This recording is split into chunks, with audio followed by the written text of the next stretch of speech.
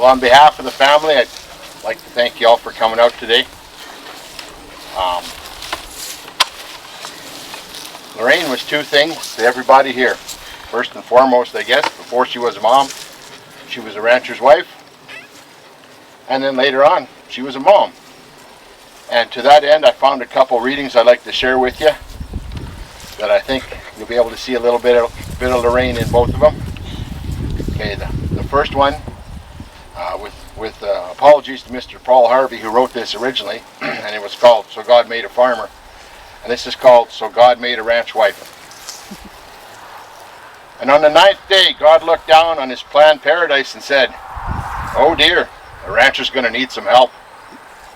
So God made a ranch wife. God said, "I need somebody who'll take care of the 2 o'clock check, pack lunches, work all day gathering calves, keeping books, or revaccinating steers, and then come home and make a supper and wash the dishes." So God made a ranch wife. God said, "I need somebody willing to sit up all night with their newborn son just to watch him grow, and pray each morning and teach your children to say please and thank you. I need somebody who can read extended pedigrees, mend a fence, or pull a calf, who can clean her home with vinegar, baking soda, and water, and who, during calving and haying, will finish her 40-hour week on Friday and then join her rancher for another 2 days, 6 meals, and 5 loads of laundry." So God made a ranch wife. God had to have somebody willing to work in town just for the insurance, to warm cold calves on her kitchen floor, and to spend her weekends working to get the hay in at double speed ahead of the rain clouds, and to keep working at it alone when the rancher goes off to help a neighbor when she sees the first smoke of a fire. So God made a ranch wife. God said, "I need somebody strong enough to tamp posts, heave bales, to co-sign a loan for $500,000 with steady hands, and yet gentle enough to tame show steers and raise kids and calm the rancher down when he's freaking out over high feed costs and low cattle prices. Someone who will stop her work for an hour to talk on the phone to a neighbor who just found out that her mom is sick. It had to be somebody who would cook and clean and not cut corners. Somebody to wash and dry and iron and tidy and feed and rake and brand and water and wean and pick up this and run that back and check the homework and pack the lunch bags and remember the hockey schedule and replenish the refrigerator and finish a hard week work with a road trip to a high school rodeo.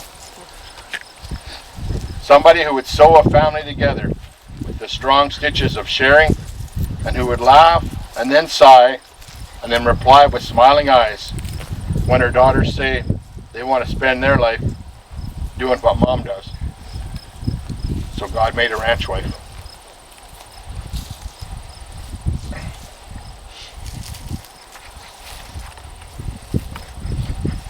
The second reading I brought to you guys today is called Your Mother's Face. Because Lorraine was a mom, and she's a darn good one. It's called Mother's Face. You never forget your mother's face, the sound of her voice, the gentleness of her touch. They let you know that you were loved. You never forget the stories she told, the traditions she handed down. They let you know who you are. You never forget the lessons she taught, the things she stood for. They are her gift and her legacy. You'll never forget and always know that you honor her every day in how you live and in who you are. She's pretty damn proud of the whole crew you guys. And if she never said it, she said it to me.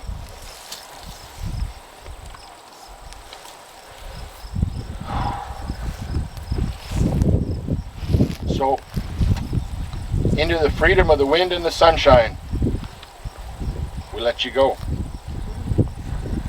Into the dance of nature and her seasons, we let you go. You are loved and will be missed. We wish you eternal peace as you go dancing and running to those you loved who've gone before you. This is our farewell.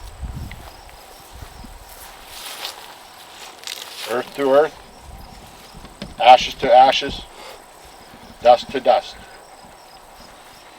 We return you to the prairie earth where you have lived and loved. Rest in peace. Amen.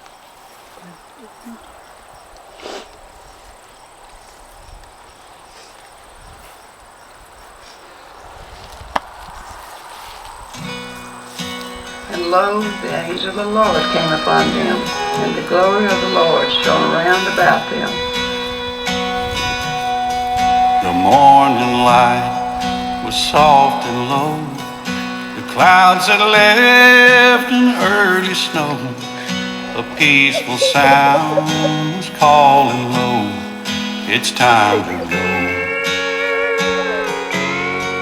Then God reached out His tender hand and gently pulled her home with Him, and brushed away the sorrow from her soul within. And I could hear the roses sing a bluebird song. All the extended friends here would like to, if you're going back to the hall, you can head back to the hall and just give the family a little bit of time and we'll meet you there. It's ever been. And now she's dancing in the wind with her true love again, where her heart has always been,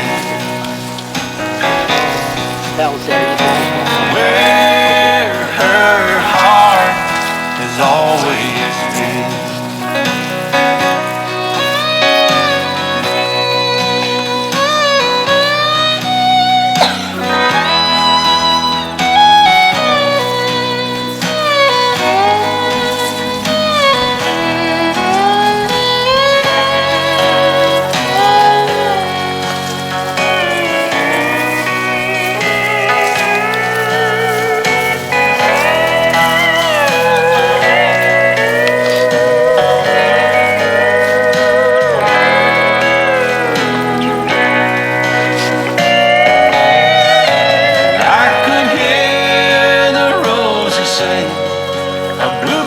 Softly claps its wings. This time that I'm killing, I'm no longer one of those guys. As sure as I live, this love that I give is gonna be yours until the day that I die. Oh baby, I'm gonna love you forever, forever and ever, amen. As long as old men sit and talk about the weather, as long as old women sit and talk about old men, if you wonder how long I'll be faithful, I'll be happy to tell you again. I'm gonna love you forever and ever, forever and ever, amen.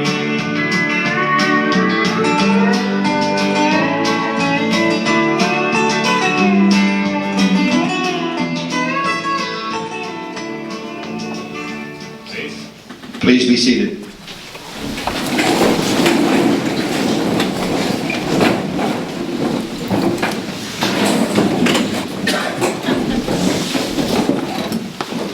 Just to save people a whole lot of embarrassment, if you haven't shut your cell phone off, maybe do that.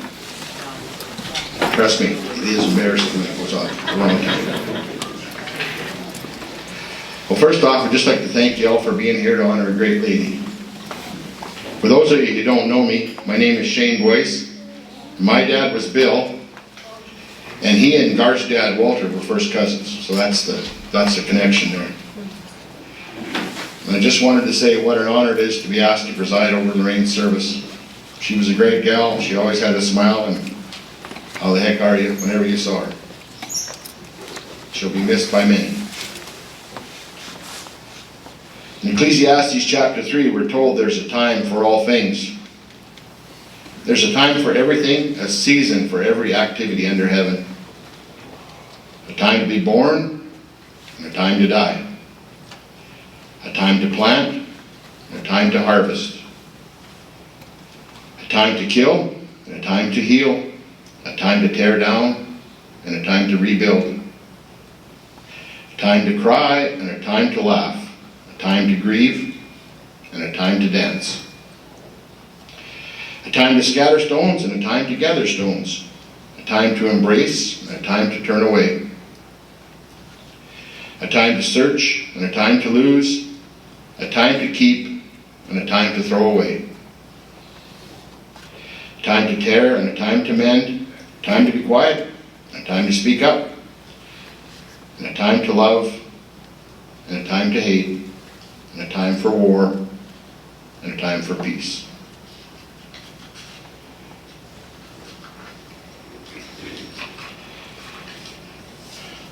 I'd like to share an obituary that was put together by Lorraine's sister Maureen.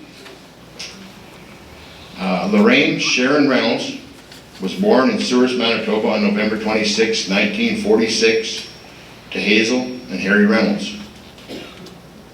She was raised and lived in Winnipeg until 1968. During her youth, she was involved in Highland dancing, and she completed high school at Glen Lawn Collegiate in 1963 and went on to Success College to be a stenographer in 1964. She was always dressed in style, her hair perfect, great clothes, and high-heeled shoes. She worked at Canadian Aviation Electronics in Winnipeg as a steno and was appreciated by her boss and co-workers. She enjoyed fun times, movies, learning the latest dances, teaching Sunday school, and Chinese food at the Marigold restaurant with her close friends Nancy and Ruth. Lorraine made many trips to Souris to visit her grandparents Jack and Elva Kingsmill. These visits led her to meet the love of her life, Garth Boyce, who she married in 1968. She moved with Garth to Souris to the family farm, and she soon became accustomed to country life and farming. She grew a beautiful vegetable garden, milked cows, raised chickens, cooked meals, and was Garth's loving partner. Caring for her yard and flowers were very important to her. Lorraine was a wonderful cook and hostess and welcomed many friends and family for meals, coffee, lots of laughs and fun around the kitchen table. Garth and Lorraine raised 3 children. Janine, born February 8, 1971, Terry on April 2nd, 73, and Sheena, January 27th, 1975. You guys are getting old. It was a busy life with farming, participating in Gymkhana, the Whitfield Breeze Lawn Guild, hockey, and the Manitoba High School Rodeo Association. She also worked at the People's Market in Brandon, and that was something she really enjoyed. She loved traveling the rodeo circuit with her kids and grandkids and cheering them on. She was a great support to her children and grandchildren. She was their biggest fan and loved them all unconditionally. In July of 2022, she was thrilled to become a great-grandma. In 2000, Lorraine and Garth moved to a small acreage in Delow. She loved her yard, vegetable and flower garden there. She and Garth took time for holidays with friends and family. In 2017, Lorraine had a brain aneurysm and against all odds was able to recover and enjoy life again. She loved the peaceful countryside, laughing and having fun with her many friends and family, music, dancing, reading, and her cats and dogs. The past 2 years have been tough on her. Her husband Garth became ill and passed away in 2021, and in August of 2022, Lorraine suffered an aneurysm and didn't recover. She was a character who will be remembered for her fun-loving spirit, kindness, warmth, and generosity. Lorraine passed away peaceful at Souris Hospital with loving family by her side on September 18th, 2022. She was predeceased by her husband Garth, parents Hazel and Harry Reynolds, in-laws Walter and Dorothy Boyce, and grandparents John and Alva Kingsmill. She is survived by her children, Janine, husband Warren Bruning, Terry, wife Rochelle Boyce, Sheena, husband Kevin Dunham, and grandchildren Jordan and fiancee Courtney Swanson, Shelby Swanson, Janelle and JC Boyce, and Strand Dunham, and great-grandson Kane Garth Swanson. Sister Maureen Foxwell, and several nieces, nephews, cousins, and many friends. The family would like to give a special thank you to the doctors and nurses for their kindness and care at the ISICU Health Science Center in Winnipeg and the Souris District Hospital. I'd like to call on a family friend now, Mike Denbo, to share his memories of Lorraine.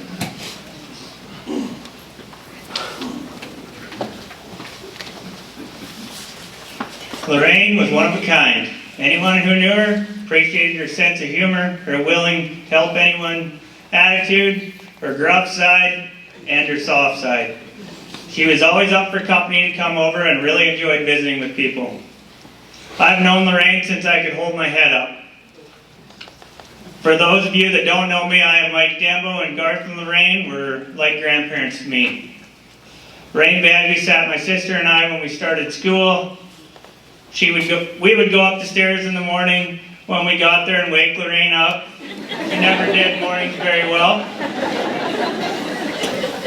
I'm not really sure why they asked me to do this, because when I was at their place, I would always pee on Janine when she would change my diaper. And as soon as Sheena got home from school, I'd follow her around everywhere. She was always annoyed with me. We loved it there, and they treated us like family. They gave me my first horse, Babe, when I was 4. I bought Sally from them when I was 8 for all my money I had, which was one calf that I sold. She was such a good horse that other competitors' parents said that a pumpkin could ride that horse, and they were probably right. I just held on and she did it all. Garth and Lorraine would take all the kids to the fair, and we would go in all the speed events. The horses would get as many runs as there were kids. Janine, Terry, and Sheena would have jobs around the farm. They each had a tractor to drive, and they had to get the hay put up before the Souris Fair or they couldn't go. That sure helped to get them motivated. Janine said they weren't always the best kids. She could remember mouthing off to Lorraine and then running out onto the deck, around to the front door, and into the bathroom with Lorraine chasing her. She locked herself in the bathroom and thought she had won. But Lorraine picked the lock and got in. And then she knew she was cornered, and the brush came out. Lorraine had to stay on her toes with these kids.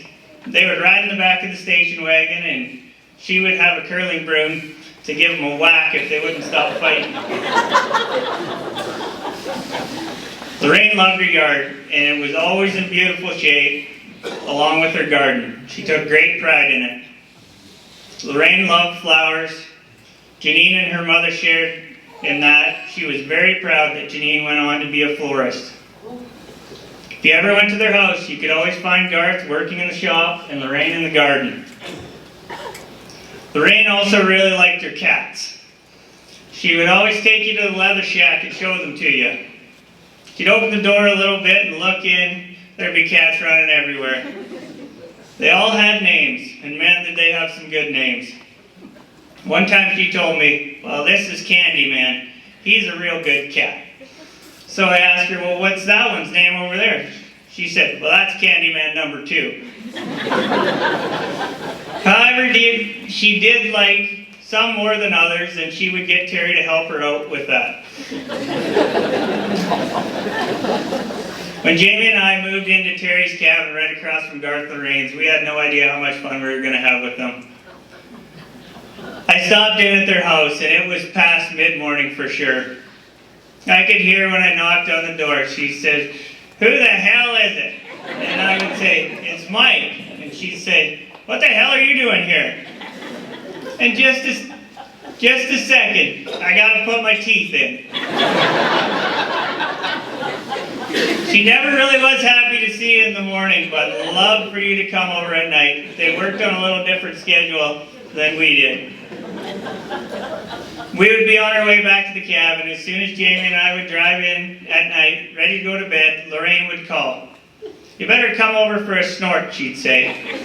We learned very early on to never take them up on that if it wasn't a weekend. We had more fun playing cards and listening to her and Garth. It was just like going to a comedy show. When we get there, Doug and Susan would be sitting there. They would all be laughing away.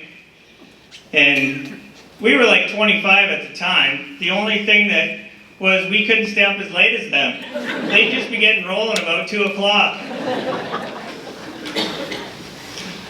Jordan laughed about when he lived with them, coming home from a rodeo at 2 in the morning, thinking he needed to be quiet. They'd pull in and all the lights would be on and everyone would be playing cards, so him and Kirk would just join right in. Lorraine had a competitive streak in her. She played a lot of cards and she played to win. Kevin and I would laugh at Garth. Lorraine would always sit by the window when she came over to our houses. So Garth would go up for a smoke and look through the window at Lorraine's hand. He would have nothing. Come back in and bid a game and get it. And all Lorraine would say is, "You bastard." She loved the game 500, but she would play any game you wanted. She played dice and rummy, but you had to watch her pretty close because she might try and slide one by you. Lorraine really enjoyed seeing the kids dressed up on Halloween. They would come from far and wide. They always wanted you to stop and visit, and it was never a quick trip. Then the fun would start. Garth loved Halloween. Lorraine would call us to come over to their house, while JC and Janelle snuck through the bushes and tricked us. Man, Garth and Lorraine thought that was funny. He loved when people would come and trick him. He'd stay up half the night waiting on someone to come. After he caught them, Garth would make them come into the house, which would be followed with Lorraine asking, "Who are you?" And then she would say, "Here's your damn treat bag." Lorraine loved to talk about the kids and grandkids, telling everyone what they were doing. Jordan and Shelby would come for their summer breaks every year to Grandma and Grandpa's. According to Janine, it was the time of their lives. Garth and Lorraine loved to go to the rodeos and watch their kids and grandkids compete. They would always drive over and watch Jordan and Shelby, Janelle, Strand, and JC practice. Lorraine wouldn't spare the electricity chasing the calves up either. Lorraine really liked the horses, the stud they had raised Cola, and she loved to name the colts. First there was Spice, then Basil, then Pepper. That was Lorraine's handiwork, I'm sure. There were lots more. She liked to watch them grow up and the family ride them. She was proud of those horses. If she really liked one, she'd say, "Isn't he a beauty?" If the kids were gone for the weekend at a rodeo, Garth and Lorraine were always going over and checking on the horses and doing the chores. Lorraine liked to dress up and go out. She would have a ring on every finger, and they usually matched her outfit. Lorraine loved jewelry, fancy rings. I think that's why she got a job at People's Market, so she got first shot at the jewelry. Garth used to tell stories about her in a pawn shop, negotiating her way into a new ring, and him having to get her out of there. Lorraine really enjoyed going to hockey games of Strands, and even attended the away games. They also would go in and watch the Hartney Blues and the Westman Wildcats. She had their schedules on the fridge and made it to most of the games. She always seemed to take her share of the 50-50 too. She would always rough up the sides of the ticket and would say it'll be a lot easier for them to get their hands on it that way. They liked to travel, whether that was going to high school or rodeos, across Saskatchewan, or going to the Nationals in Shawnee, Oklahoma. Trips with Gary and Lorna, Arizona to Terry and Rochelle's, or to Janine's for the Big Valley Jamboree. Garth never wanted to leave the farm, but when he did, he had a great time and always had lots of stories to tell. Lorraine told it like she saw it. Don't ask for her opinion if you didn't want it. Even if you didn't ask, she would say, you know what I would do, and then tell you her opinion. She called a spade a spade. There was nothing fake about Lorraine, which I respected. She had her people and she'd do anything for them. She was always really thoughtful. She knew everyone's birthday and she always called on it. She would also donate to many things. Lorraine would never come to your house without a gift of some sort. She came over, she would also bring a bag of Ripple chips, dip, a bottle of 1878 coconuts. She was one of a kind. Her quick wit and personality will always be remembered. The way Garth and her would feed off each other sitting around the table, you would laugh for hours. Like my girl said, it isn't fair. But don't be sad that she is gone. Be glad for the time you spent with her. We will see you again, Lorraine. Garth is waiting in heaven for you, and the cards are already dealt. Till we meet again.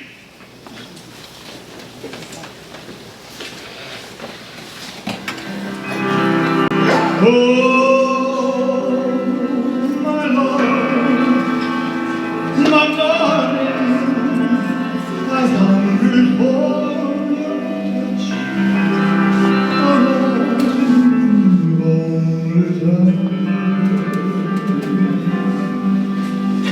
Time goes by so slowly, and time can do so much for you. Still, I need your love. I need your love. God, sweet.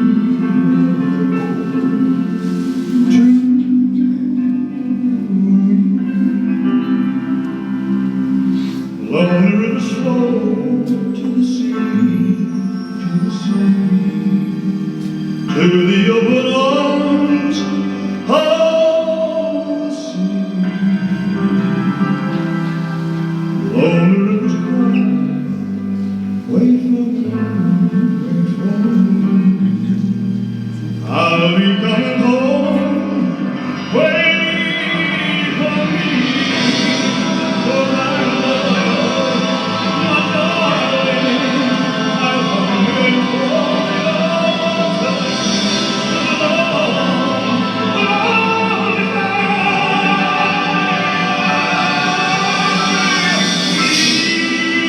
Need your love, I need your love. God, sweet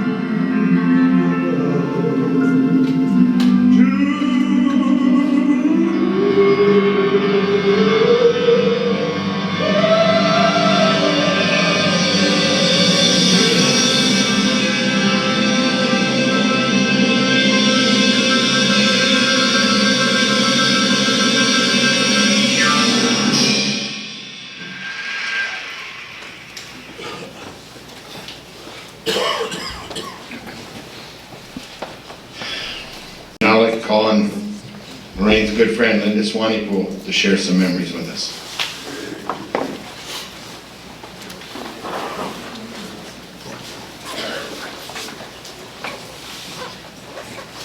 Thanks, Shane. And Mike, you're a pretty tough act to follow. I might have to delete a few things here. We all felt the same of Lorraine. I do want to thank the family for asking me to say a few words today on behalf of my good friend Lorraine. So please breathe with me, as this is not easy. This has come as a bit of a shock for all of us, and it is one of the greatest challenges we unfortunately have to deal with in our daily lives. It's not easy losing someone we love. Lorraine's family and my families are not the only ones that lost someone. All her friends she has made over the years and her Delow community will feel her loss in some way. Today we have sunshine, falling leaves, and the smell of fall. All this means a season change and a change in our lives. I do know Lorraine loved the sunshine, but I'm not so sure about the falling leaves, as she had many in her yard. Before the leaves began to fall, Lorraine's passion was her yard. She took great pride in giving me the tour whenever I was there. She always had beautiful flowers and a great little garden. All was good until those damn grasshoppers invaded. She did have a few choice words for them. Might not have been damn. The last few years, the grapes that she planted finally started to produce. A few weeks before she went into hospital, I was there, and she was to phone me when they were ready to pick. Well, she didn't get to call, but I knew she would have and wanted me to go, so Lindsay and I went out. Not sure if it was something she was grinning about from above, but stuck my hand in to grab a handful of grapes, and I hear tick, tick, tick. Yep, an electric fencer plugged in. 20 jars of jam later, we have used Lorraine's grapes for this year. Lorraine was a neighbor and a great friend. I started babysitting for them when I was younger, and our family friendship began. Lorraine always said, no one else would look after the bad little buggers. I guess I either needed the cash or I really loved them. Over the years, we did lots of things together, like following the kids to rodeos and spending time camping. One rodeo event that Lorraine always liked to share was our rodeo trip to Regina. Camping at its best, a beautiful day. Linda set up like midsummer. We woke up to 8 inches of snow on my nice camping site. A big laugh for everyone but me. I would hate to guess how many rodeos Lorraine has attended. She sat in the stands with her pen and paper and marked down times for everyone. She was there to support not only her own family, but the extended family that meant so much to her. Pictures of all the kids hang on the walls of her home, and she was always so proud to share rodeo results and stories right down to the horses they were riding. As many of you know, Lorraine had her love for the kittens, which Mike pretty much summed up. So we were not going to go back to the poor kittens. She loved all animals and was especially close to her little dog, Sophie. She was her constant companion after Garth passed. I hear she has found a new place right beside Kevin in the truck. She will be loved. Lorraine really didn't care to cook too much when she was on her own, but she always had potato salad ready to go, and her favorite standbys, the cabbage hash and sweet and sour ribs. Not sure how much ham and bean soup they ate, but always seemed to be the go for lunch, along with a can of sardines. Lorraine loved the trips out west to the Big Valley concerts, and one of her favorites, Keith Urban, was always on the list. And if you see in the picture at the front door with Lorraine and Keith Urban.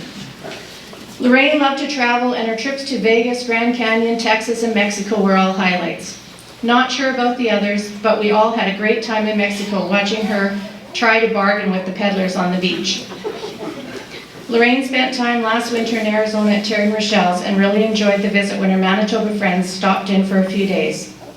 The plan was for Lorraine to spend a couple months there this coming winter, and she was so looking forward to doing this. Maureen and I were to join her there for a few days. I think we will still go and take Lorraine's memory with us. Lorraine loved her family, and she was very fortunate to have her sister Maureen with her this past month. There are no words to say how grateful I was to spend the last few days with Lorraine in the Sturs Hospital. Family matters. We all have to believe in this. Garth and Lorraine were a big part of our family through the years. Next week is Thanksgiving. Garth and Lorraine have spent the past 21 years with our family for Thanksgiving dinner, either at the lake or at our home.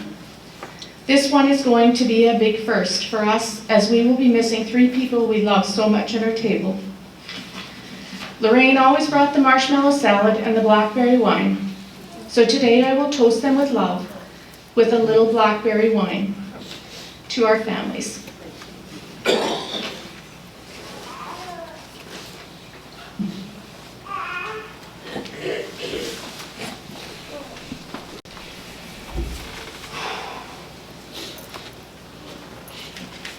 on your heart and on your home, the blessing of God, in your coming and your going, the peace of God, in your life and in your believing, the love of God, and in our ending and new beginning, the arms of God welcome and bring us home. The family wanted to close with the cowboy prayer, and Strand, since he couldn't be here, had really wanted to give it to you guys, so I've just got a recording here that hopefully we can all hear it well.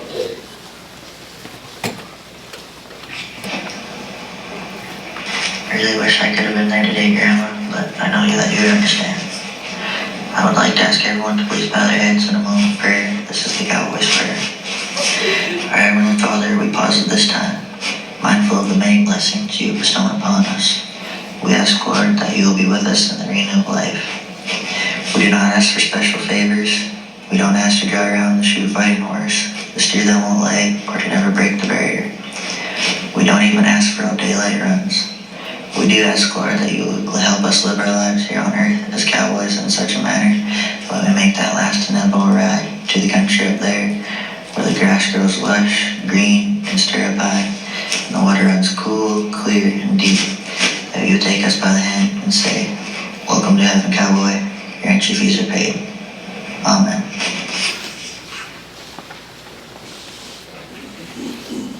Good job, Strand.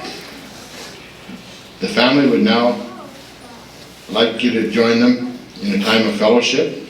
Have a look around at the pictures.